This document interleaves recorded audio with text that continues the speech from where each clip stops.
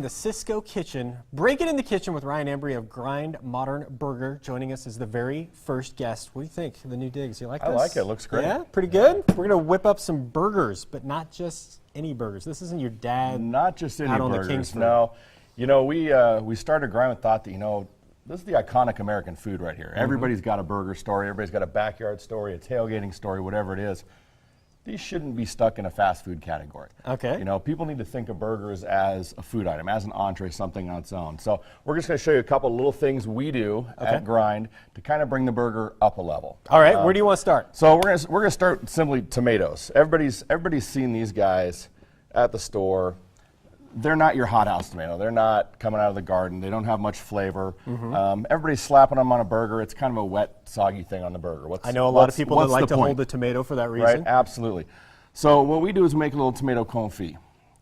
Okay? Wow. It's just a fancy word that means cooked down in its own fat. Now, tomatoes don't have their own fat, so we just take our tomatoes, they go in a bowl. This is our tomato fat, olive oil. So vegetable fat for vegetables. All right, so can I try a confit tomato Yeah, here? give it a little try. It just gets a little olive oil. This is super simple. Okay, a little salt and pepper, mix it up a little bit, goes on a roasting pan in the oven, about 325 degrees, about 40 minutes. All we're doing here is we're removing some of the moisture. We're getting it down to where it's concentrated tomato. Concentrated is the word I was going to use. You can see the color changes. Yeah, it's definitely a different kind of dark red. It gets a little sauciness to it. So we're, in essence, replacing that ketchup that shows up on so many burgers with a little bit more true tomato flavor. It tastes like a tomato coming out of the garden instead of just a little bit of water. Okay. Okay. Onion. This is another perfect one, right? Hold the onions. Hold the onions. No. Onions and everything. So all we're going to do is we just julienne these down a little bit, get some nice little strips of onion going. Then we're going to get a little vinegar bath going, okay?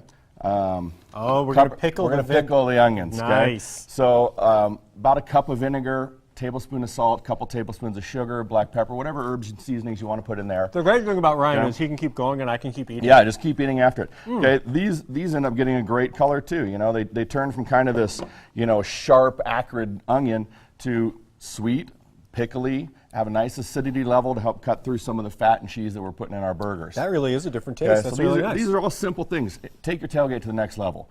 Bump the stuff up. You do them the night before. They're really easy. These only need to sit for about 6 hours. Heat the vinegar up, pour it over. They're good to go. And anybody that wants to just whip up a burger is like 6 hours. 6 hours. But we got to think about these things. Great. Burgers. Next thing we're going to do, our cheese. So we're going to take just some Asiago cheese. Now this is nice Asiago cheese. You want it fairly dry. We're going to make Asiago cheese crisps. Okay, so we're not going to have that melty cheese everybody's looking for because we're going to have some sauce for that, and we're going to talk about the burger in the next segment, why we don't have the melty cheese.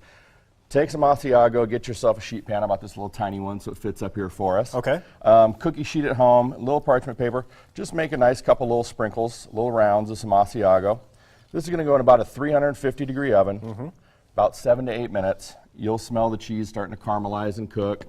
And then you're just going to put that on kind of like a crisp on the top. It's going to come out, when it comes out of the oven, you're going to pull them right off that sheet. Look at that, and you're going to have these nice little Asiago crisping on your burger. So this is right. going to give you some of that crunch. So you mentioned we're going to put this all together. Cheese. Coming up a little bit later in our next hour, actually over on Fox 9, we're going to put the rest of the burger together. Actually, Spencer is because he called the burger this morning to be able to eat. So that's all coming up in our next hour. Ryan, appreciate it. Absolutely. Thank you very much. Good morning, Idaho. It's time to eat some food at 7:16 this morning. We've got Chef Ryan Hembree from Grind Modern Burger in our new Cisco Modern Kitchen. We're kicking it off today. Glad to have you here as the first one. Great to be back. How do you like it so far? It's awesome. I love this countertop as well. For a tall person like me, I can just really, you know, just take It's it nice. easy. For being used to being hunched over on kitchen tables all day, this is pretty nice to work on. So you were working with Jay earlier over on ABC on Today's 6, talking about what the things you do with the vegetables and everything. So you've got some of the tomatoes, the onions prepared, and now I smell this burger you're cooking up. So this burger. So, you know, we talk about some of the toppings, but for us, it's what's inside. We mean what's in the burger. And there's kind of a new reason for hamburger, right? Sure, absolutely. We work with the great folks over at Nyman Ranch.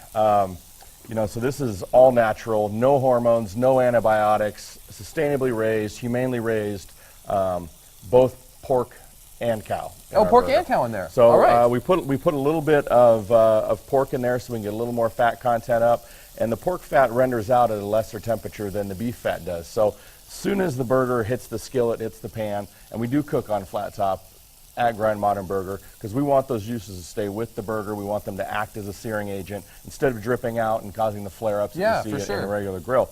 So this is how we'd cook it, obviously on a much bigger surface at the restaurant, but we'd cook it the same way on a flat surface. Now, building the burger is important too, so I'm going to let you watch Mr. Burger there. All right, we'll do. Just kind of let him go a little bit longer. We want a good crust on him. So when we build this thing, we're going to ground it from the ground up. We got nice locally sourced buns from Gaston's Bakery here in town. We want to make sure we toast them, give us a little bit of barrier against some moisture and stuff. Got to have some flavor on there. Bottom layer, just some nice bib lettuce on there, a little bit of crisp, lots of nice flavor. Protects that bottom bun from the moisture. We talked about our tomato confit in the earlier segment. This is just roasted down tomatoes to condense the flavor, make them taste like real tomatoes, not just a piece of kind of watery cardboard on the burger, you know. So we get They're probably not as slimy either and no, slippery. absolutely, it's great. They get down there and down below. Now, the burger's going to go on top of that, but to protect the top bun and to give us a little more flavor carrier, we've got our grind sauce. Now, this is a mayonnaise-based sauce. You got mustard in there? No mustard in there.